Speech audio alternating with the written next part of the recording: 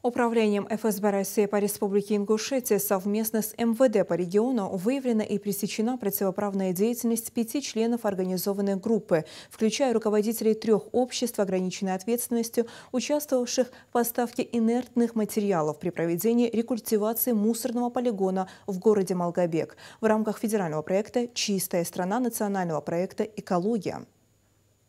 Установлено, что граждане совершили хищение свыше 190 тысяч кубометров песчано-гравийной смеси. Общая стоимость похищенных общераспространенных полезных ископаемых превышает 24 миллиона рублей, что, согласно законодательству Российской Федерации, считается ущербом в особо крупном размере. По предварительным расчетам, для проведения рекультивационных работ по восстановлению нарушенного состояния окружающей среды в результате совершенной противоправной деятельности указанными лицами составит свыше 270 миллионов. В ходе проведенных обысков по местам проживания фигурантов изъяты документы, касающиеся расследуемого преступного события, компьютерная техника и 3 автомобиля. Следственными органами возбуждены уголовные дела по признакам составов преступлений, предусмотренных пунктами А и Б части 4 статьи 158 «Кража, совершенная организованной группой в особо крупном размере» и части 2 статьи 171 «Незаконное предпринимательство, совершенное организованной группой» Уголовного кодекса Российской Федерации. Магасским районным судом в Республике Ингушетия подозреваемым избрана мера пресечения в виде заключения под стражу. В настоящее время проводится комплекс необходимых следственных действий и оперативно-розыскных мероприятий, направленных на установление всех обстоятельств совершенных преступлений.